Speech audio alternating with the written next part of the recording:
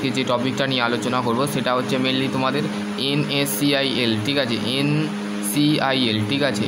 তো NCIL তরফ থেকে মানে new space of Indian limited, ঠিক আছে, স্পেস লিমিটেড কোম্পানির একটা হচ্ছে, এটা হচ্ছে পেরোল জব, ঠিক আছে, অ্যাকচুয়ালি পেরোল অফ জব, ঠিক আছে। এখানে তোমাদের department has been incorporate of the March 2019 version of the provide of the service of the industrial of the technology changing of the limited the for the please log your website www, এই যে ওয়েবসাইটটা আছে এখানে তোমরা যেতে পারো, ঠিক আছে।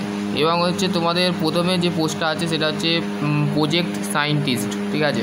প্রজেক্ট সায়েন্টিস্টের জন্য কী লাগছে সেটা হচ্ছে ডিগ্রি অফ ডক্টর ডিগ্রি মানে PhD লাগছে, এবং হচ্ছে agriculture environmental and master degree যদি করে থাকো, MTech করে থাকো তো সেই ক্ষেত্রে এখানে অ্যাপ্লাই করতে পারবে। এবং তোমাদের যে MTechটা বা PhDটা বা মাস্টার ডিগ্রিটা যেটা লাগবে সেটা হচ্ছে তোমাদের ফার্স্ট অফ অল তোমাকে যে কোনো first class of graduation, post graduation mandatory, respect civil engineer যারা আছে তারা এতে অ্যাপ্লাই করবে, ঠিক আছে। সিভিল ইঞ্জিনিয়ারিং নিয়ে যদি তোমরা PhD করে থাকো, মাস্টার করে থাকো, MTech করে থাকো তারা অ্যাপ্লাই করবে। তোমাদের এখানে 3 ধরনের কোয়ালিফিকেশান লাগবে বা তোমাদের ডিপার্টমেন্ট লাগবে, সেটা হচ্ছে তোমাদের কোয়ালিফিকেশান কি BTech, MTech আর হচ্ছে তোমাদের ডিপ্লোমা, ঠিক আছে। তারা এখানে অ্যাপ্লাই করবে, ঠিক আছে, বুঝতে পারলে।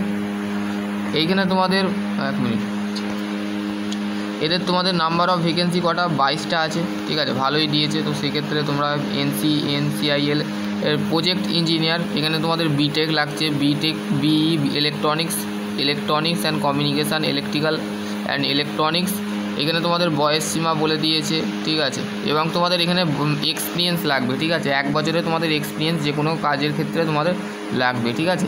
কোন হোল্ডারের লাগবে তো সেই ক্ষেত্রে এই PDF-এ বলা আছে, ঠিক আছে। ডিপ্লোমা ক্ষেত্রে লাগবে, এটা হচ্ছে প্রজেক্ট ইঞ্জিনিয়ারিংয়ের জন্য তোমাদের BTech হোল্ডার লাগবে, আর প্রজেক্ট অ্যাসিস্ট্যান্টের জন্য ডিপ্লোমা লাগবে, ঠিক আছে। ডিপ্লোমা দেখো কী কী ট্রেড বলেছে, ডিপ্লোমা BTechটা বলে নি, BTech electronics, communication, electrical electronic, mechanical, airspace, ঠিক আছে। এখানে তোমাদের কোয়ালিফিকেশানের সাথে 1 year experience of test of elevation of the quality achieve of the package of the work from the scientific sufficiency of the operationally knowledge demo of the functional works diploma. এটা হচ্ছে তোমাদের দেখো এখানে ইনার স্যালারি কত দেবে দেখো 60,000, আর এর ক্ষেত্রে 72,800 টাকা পার মান্থ তোমরা পাবে PhD যারা করেছো, MTech করেছো, যদি তোমার ভাগ্য ভালো লাগে তো সেক্ষেত্রে। এবং হচ্ছে প্রজেক্ট অ্যাসিস্ট্যান্টের 30,000 টাকা তোমাদের দেবে, 60,000 টাকা প্রজেক্ট ইঞ্জিনিয়ারিংয়ের ক্ষেত্রে, ঠিক আছে।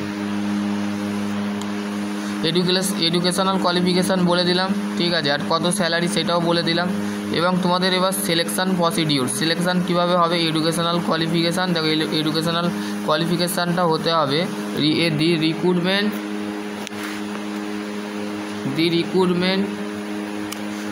Recruitment of the essential educational qualification given of table below, যে উপরে যে টেবিলটা আছে সেই টেবিলটাই তোমাদের ঘরে সমস্ত কিছু এডুকেশনাল কোয়ালিফিকেশান, স্যালারি, সমস্ত কিছু তোমাদের বিষয় বলে দিলাম, ঠিক আছে।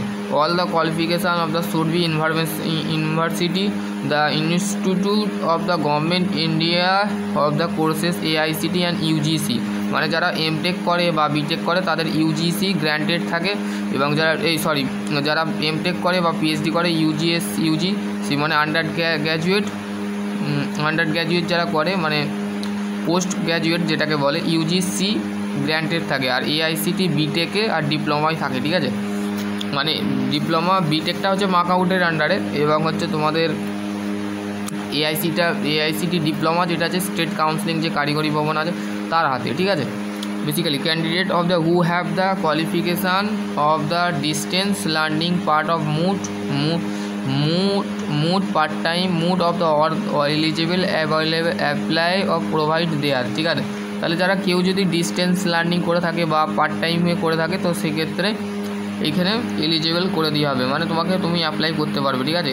Qualification of decision no post of the government of the সুলবি of the detail equivalenting of provide, এবং candidate apply of the indicate post the first class, তোমাকে কিন্তু ফার্স্ট ক্লাস পেতে হবে, ওকে, বুঝতে পারলে।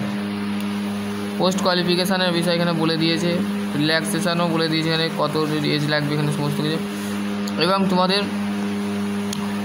ওবিসি ক্যান্ডিডেট এখানে তোমাদের প্লেস অফ পজিশান তোমরা কীভাবে অ্যাপ্লাই করবে দেখো এখানে একটা কিউআর কোড দিয়েছে, সেখানে রেজিস্ট্রেশন করতে হবে, ঠিক আছে, অনলাইনে বা তোমার কাছে এই পিডিএফটা আমি দিয়ে দেবো, ঠিক আছে। এই কিউআর কোডটা দিয়ে তোমাকে কী করতে হবে, এই যে কিউআর কোডটা তোমাদের অ্যাকচুয়ালি দিয়েছে, এই কোডটাকে দিয়েই তোমরা কিন্তু তোমাদের রেজিস্ট্রেশনটা কমপ্লিট করবে, ঠিক আছে। প্লেস অফ পজিশান দেখো তোমাদের প্লেস অ্যান্ড ক্যান্ডিডেট ডিস্ট্রয়